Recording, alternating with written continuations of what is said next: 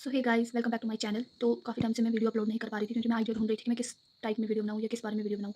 तो मैंने ये सोचा है कि मैं जो यूपीएससी के ट्रिकीएस्ट क्वेश्चन जो रिपीट हुए हैं, मैं उनके एक सीरीज़ लेके आऊँगी और उनको सॉल्व करके बताऊँगी। तो आज लिया है मैंने ये पहला क्वेश्चन अबाउट इंडियन एलिफेंट्स। तो इसमें स्टेटमेंट है जैसे कि the leaders of an elephant group is female, the maximum gestation period is 22 months, an elephant normally go on calving till the age of 40 year. ये वाली चीज़ याद रखना, टिल।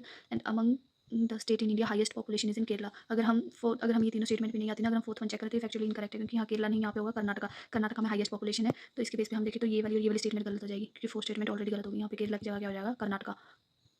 अब हम देखेंगे first, second and third statement. अब ये वाली स्टेटमेंट गलत होगी, ये होगी। अब हमें इनमें से चेक करना है कि या तो 1 और 2 होगा या तो 3 होगा। अगर हम थर्ड स्टेटमेंट ले तो टिल द एज ऑफ 40, ये काफ़ी एक्सट्रीम टाइप की स्टेटमेंट हो जाती है। जैसे हमें तुक्का नहीं लगाना है ना, क्योंकि एट द एंड जो मैटर करता है वो नॉलेज नॉलेज ही मैटर करता है, चाहे आप कितना तुक्का लगा। लेकिन ऐसे क्वेश्चन में होता है कि हमें कुछ ना कुछ रिस्क लेना पड़ता है।